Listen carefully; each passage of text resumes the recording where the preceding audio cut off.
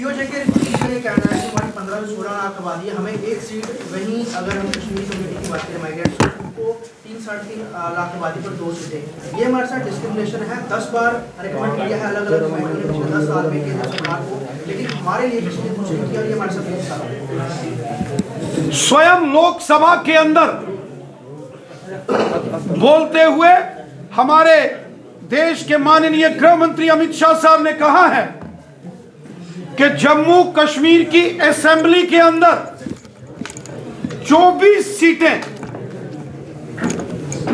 पाकिस्तान के कब्जे वाले जम्मू कश्मीर से संबंधित हैं। वो सीटें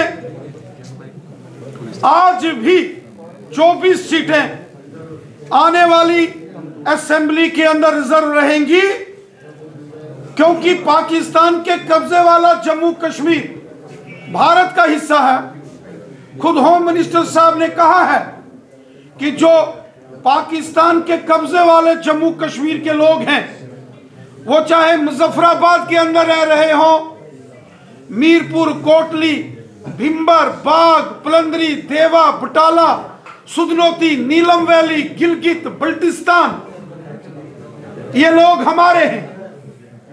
वहां के लोग हमारे मुल्क के शहरी हैं। वो इस वक्त गुलामी की जंजीरों में जकड़े हुए हैं। हमें उन लोगों की भी बहुत फिक्र है।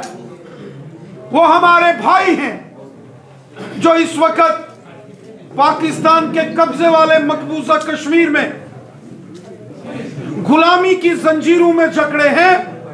आज नहीं तो कल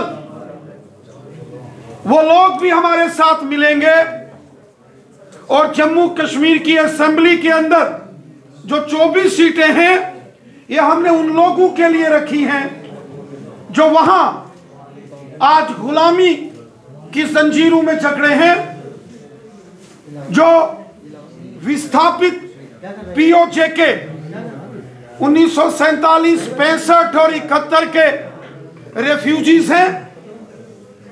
उनके विषय में भी माननीय गृह मंत्री अमित शाह साहब ने स्पष्ट किया है कि पहली बार पीओजे के रेफ्यूजीज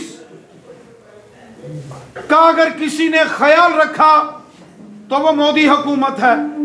5.5 लाख रुपया जो कि पहली मर्तबा किसी मरकजी हुकूमत ने या किसी सरकार ने पीओजे के रेफ्यूजीज के लिए सैंक्शन किया। एक पीओजे के रेफ्यूजीज भवन, जिसके लिए जगह जम्मू के सुकेतर में एलजी एडमिनिस्ट्रेशन ने आवंटित कर दी है। बहुत बड़ा रिसर्च सेंटर जम्मू के अंदर बनने जा रहा है, जो कि पीओजे के रेफ्यूजीज के पूरे इतिहास को और पीओजे के रेफ्यूजीज के बलिदानों को, उनकी स्मृति में यह यादगार भवन बनाया जाएगा। वहीं जम्मू के अंदर हो या दिल्ली के अंदर जो मीरपुर भवन बने हैं, कोटली भवन बने हैं, उनकी भी एक ऐतिहासिक धरोहर के नाते से यह सरकार मान सम्मान रखेगी और मान सम्मान बढ़ाएगी। और साथ ही साथ पीओजे के रेफ्यूजीज जो कि अलग अलग विधानसभाओं के अंदर जो कि चुनाव लड़ते हैं, जीत के भी आते हैं, लेकिन नॉमिनेटेड एमएलए के नाते से मोदी साहब ने ही ख्याल रखा। इससे पहले की सरकारों ने तो पीओजे के रेफ्यूजीज के वोट तो वो लेते रहे, लेकिन काम कुछ नहीं किया। अगर पीओजे के रेफ्यूजीज का मान सम्मान, अगर उनका ख्याल किसी ने रखा तो वो मोदी हुकूमत है। और भविष्य में भी पीओजे के रेफ्यूजीज 1947, 1965 और 1971 के विस्थापित समाज का पूरा ख्याल मोदी सरकार रखेगी और पीओजेके के रेफ्यूजीज विस्थापित समाज की जो भी परेशानियां हैं, जम्मू में बहुत सारी कॉलोनीज हैं जिनको हम रेगुलराइज करने जा रहे हैं, जिसका ऐलान एलजी साहब ने किया है, और भी जो पीओजेके रेफ्यूजीज के विषय हैं हर एक का समाधान करेंगे और बीजेपी ही उनका समाधान करेगी। 70 साल कांग्रेस, नेशनल कॉन्फ्रेंस और पीडीपी के हुक्मरानों ने हमेशा रेफ्यूजीज के साथ इस्तेसाल किया, जुल्म सितम किया।